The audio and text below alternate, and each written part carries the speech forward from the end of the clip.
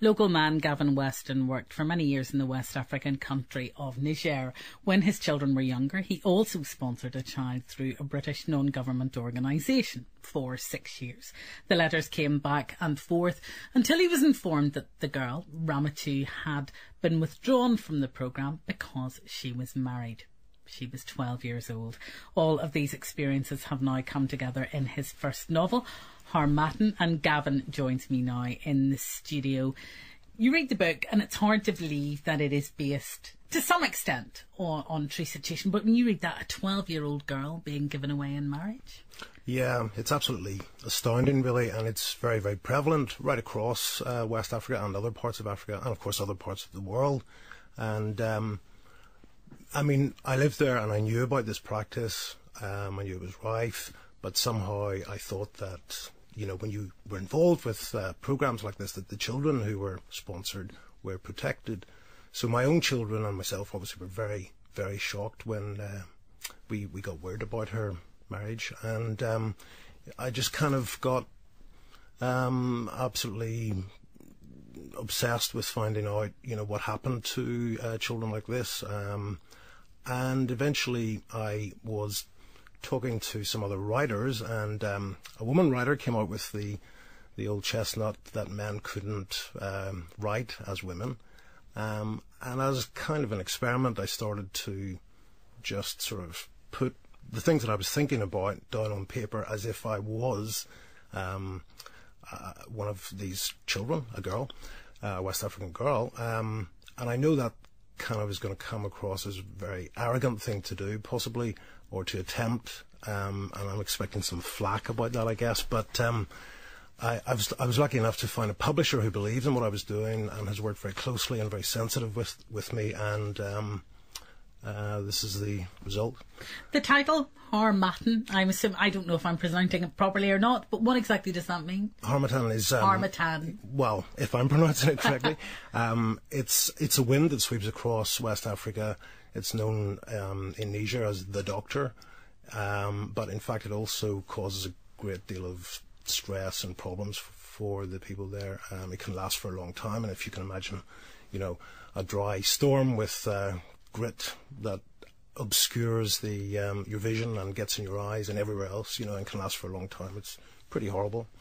It's interesting to hear you talk about Africa and having read the book, because not only is it about the young girl who's the central character, this child who's sponsored and then ultimately sponsored by a family here in Northern Ireland, and then ultimately, well, we won't give away too much, but the tragic conclusion, but it's given away in marriage. It ends pretty horribly. But one thing you do very well is paint a picture of that part of Africa, of the community, of the customs, and just the things like the heat, the dust, the sun, all that stuff.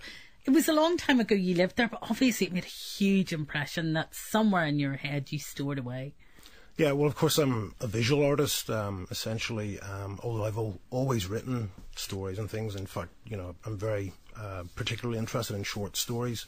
But I guess I think visually a lot of the time, and, you know, there's that saying that you can leave Africa, but it never leaves you. I guess that's true as well. And I'm interested in writers like Annie Proulx and Raymond Carver, who kind of use very descriptive passages and mix that with very ordinary, sort of everyday life occurrences. So possibly those things influenced me as well. Yeah, because I was going to ask you how being a visual artist changed the way you write, because you said about visualising things, but do you actually see pictures which you then, in a sense, describe on paper then? Well, I mean, this book has taken about 5 or 6 years to put together, and like a lot of people who write, you know, there were times when I nearly gave up. It's very hard to get anywhere with novels, but I kept going, and I just kind of, I guess the thing that I really wanted to do was try and find an authentic voice for this child, or a child, you know, such as Ramatu, to whom the book is dedicated. So my character Hawa, I just really tried to inhabit her. And, you know, it may sound crazy, but I actually started dreaming about her family and things like that. And that has never happened with anything else that I've written. I kind of just believed in this thing and had to just keep going. You taught when you were in Africa. Yeah. Did you then subsequently meet girls like Ramatu? Were they the young girls that you were actually dealing with? Well, we spent time in, you know, villages in the bush and things, and undoubtedly that sort of thing would have happened to some of the children that we came across. But, you know, my whole kind of interest in my own life, and I was a lot younger, it was very different. I you know, was aware that these things were going on. This is a region where just feeding people, making sure that people have clean water, medicines and things like that, transportation, it's incredibly difficult just for those things alone. It's landlocked by 7 other countries, and you know, they have constant drought, famine, plagues of locusts, HIV, AIDS, you name it, you know, so they're up against a lot of things. So in a way, the child marriage thing is almost, you know, way down the pecking order. Mm-hmm. And all those things do come up in the book, and I did wonder if having children of your own changed your view on all of that and changed the way you wrote the book. Yeah, definitely. Like I say, the reason that we sort of got involved in the sponsorship was because I wanted my own children to understand just how you know, different things are or can be, how lucky they were, how lucky everyone in our society is. I mean, the poorest people here have no idea what poverty is. I mean that absolutely sincerely, you know. I don't think there really are any poor people in this country by comparison. How did you feel yourself whenever you found out what had happened to Ramatu? You said you knew the practice went on, but were you horrified that it had come so close to you and your family? And was it something that you thought, like, whether consciously or subconsciously, I need to do something about this? I was horrified. I was angry. I felt helpless, frustrated. I didn't know what I could do about it. I don't know that I'm, you know, doing anything about it now other than possibly raising awareness. The book, you know, I hope is a good read.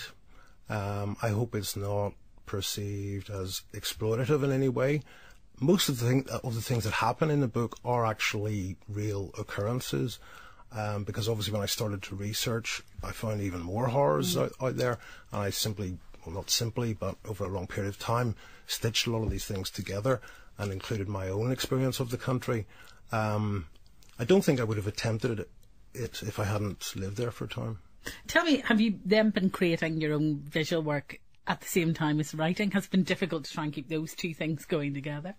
Yeah, well, yeah, I mean, I haven't given up on visual art, and I'm represented by a gallery in London, and I do bits and pieces, but I have kind of, you know, taken a step back from that to do this, and I'm working on another book now, so I'll just keep juggling things, I guess. Funny, I was going to ask you if you've started another book yet, and if you have, once again, does it conjure up that spirit of Africa?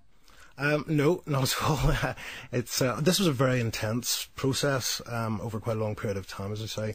And the one I'm working on now is called Tin Town, and it's set in a kind of parallel universe, Northern Ireland in the 70s, in a caravan site. So it couldn't be further away from Harmattan? Yeah, that's right. Gavin Weston, thank you for joining us. Thanks. And his book, Harmattan, is published by Myrmidian Books.